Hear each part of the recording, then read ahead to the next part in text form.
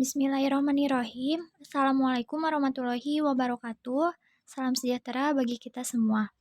Perkenalkan, nama saya Sipa Sopianti dengan NIM 1911E1049 dari kelas D3B Analis Kesehatan. Pada kesempatan kali ini, saya akan menjelaskan materi yang berjudul Brugia timori. Sebelumnya, apa sih Brugia timori? Jadi, Brugia timori merupakan salah satu jenis parasit yang sering menjadi penyakit yang menyebar di sebagian wilayah Republik Indonesia.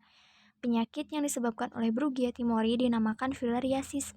Brugia timori ditularkan oleh Anopheles di dalam tubuh nyamuk betina.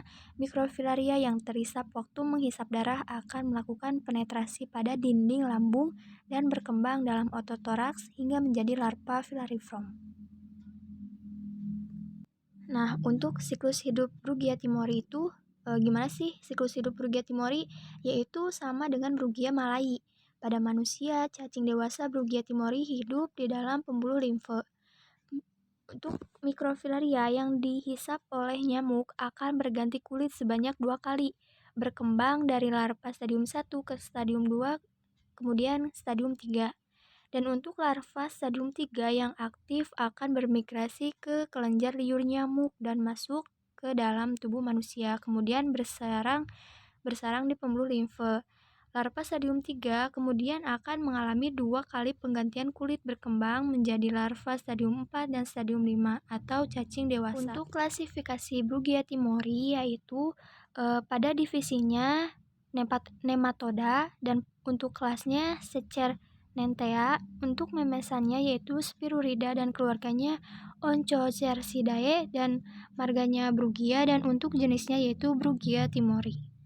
Nah, di sini ada morfologi Brugia timori.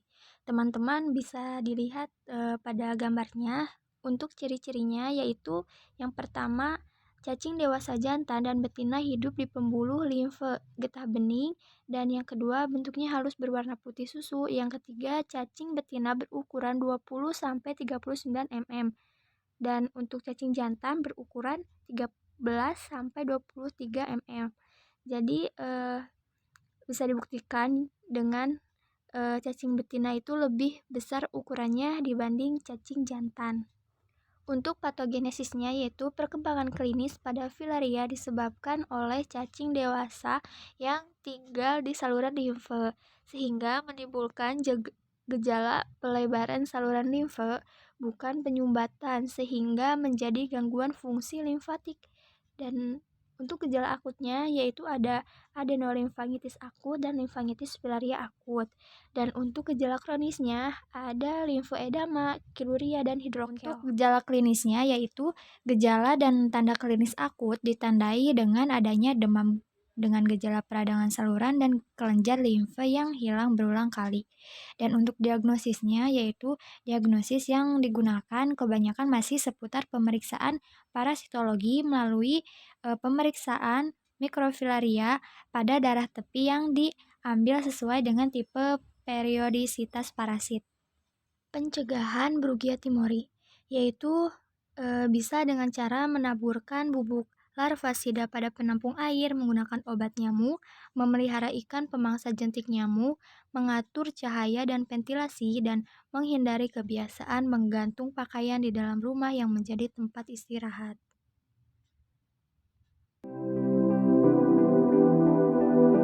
Selanjutnya ada video pengamatan nematoda darah dari jenis cacing filaria. Bismillahirrahmanirrahim. Assalamualaikum warahmatullahi wabarakatuh. Perkenalkan, nama saya Suci Anandasari dari program studi D4 Teknologi Laboratorium Medis Universitas Manggarai Makassar. Di sini saya akan melakukan pengamatan nematoda darah jenis cacing filaria.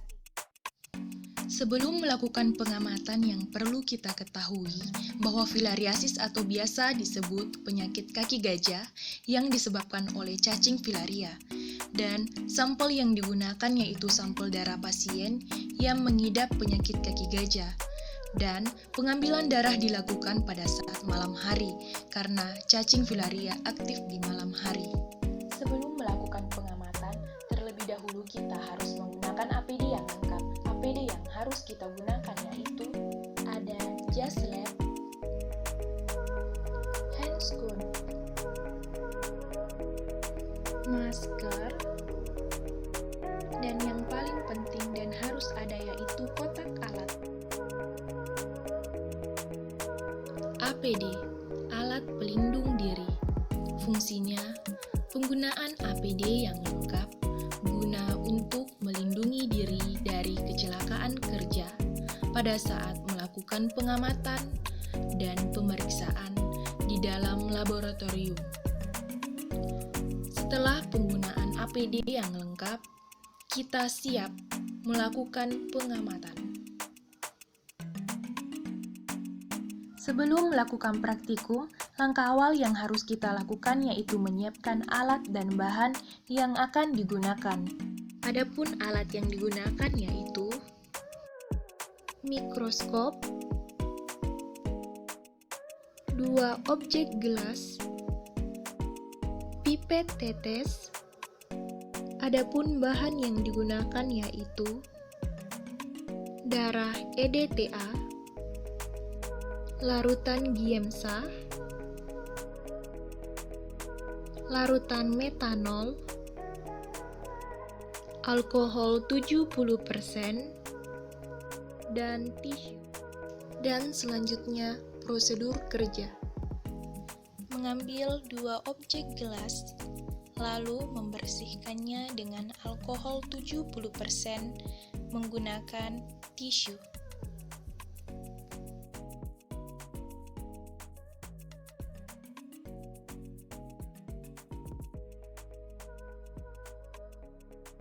Selanjutnya, mengambil darah EDTA, lalu meneteskannya 1 tetes di atas objek gelas pertama untuk pembuatan hapusan darah tepi. Selanjutnya, mengambil objek gelas, lalu meletakkannya di atas objek gelas pertama dengan kemiringan 45 derajat di depan darah EDTA, lalu menariknya ke belakang sampai darahnya menyebar, lalu mendorongnya ke depan secara mantap. Setelah itu, membuat hapusan darah tebal dengan cara meneteskannya lagi darah EDTA dan menyebarkannya menggunakan ujung objek gelas dan membentuk bulat. Selanjutnya, dikeringkan.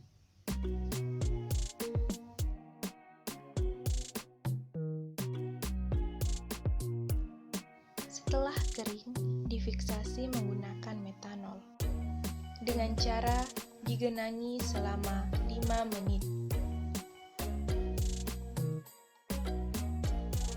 Setelah 5 menit, digenangi lagi dengan giemsa selama 45 menit.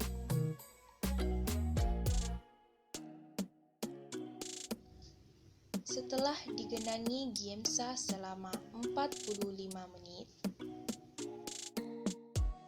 selanjutnya dibilas dengan air mengalir secara perlahan.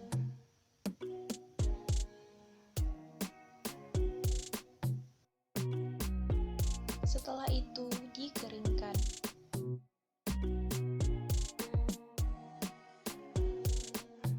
Setelah kering, diamati di bawah mikroskop dengan lensa objektif 10 kali untuk mencari lapangan pandang di mana diafragma digeser ke kanan dan kondensornya diturunkan, dan memainkan makrometer dan mikrometernya.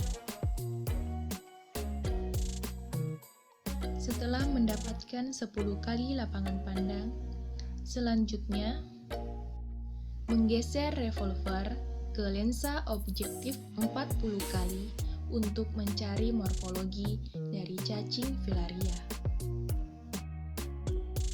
Selanjutnya kita ke lensa objektif 100 kali. Untuk memperjelas tampak morfologi cacing filaria, kita menambahkan oil imersi pada pembesaran 100 kali.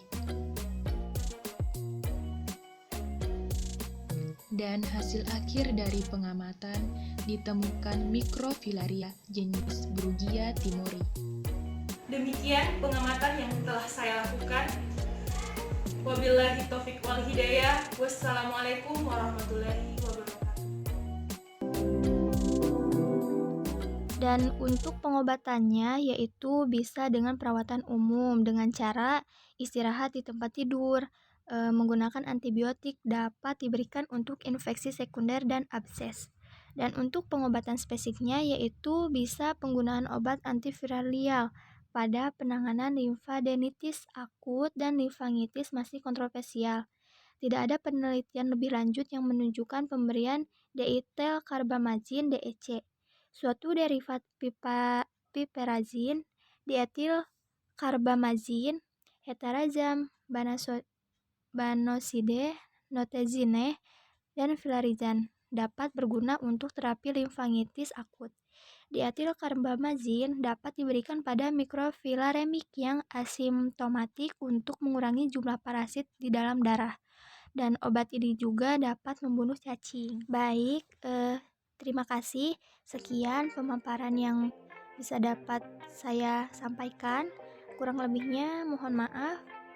Wassalamualaikum warahmatullahi wabarakatuh.